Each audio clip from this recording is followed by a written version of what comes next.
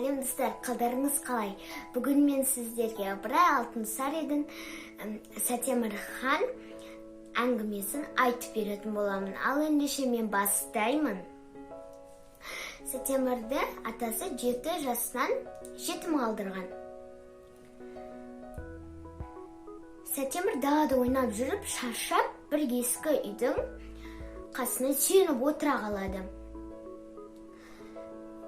Сөйтіп, сол ескі үйге құмырсқа өрмелеп бара жатыр екен. Аяғы ақсақ бір аяғы. Сөйтіп ол құлап қалыпты.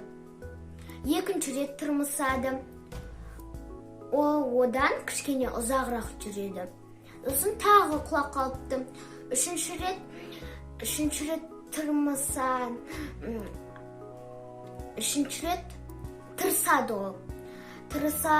Тырсып, ол ескі үйдің үстіне шығып кетеді. Сатемір соны көріп ойлайды. Ең кіші жануарлар еңбек етіп жүр. Мен неге еңбек етпеске? Мен де еңбек етейін. Деп қаладағы бір оқымысты адамның үйіне үй сыпырушы болып жұмыс жасайды. Ол тапқан ақшасын оқу оқиды тапқан ақшасымен.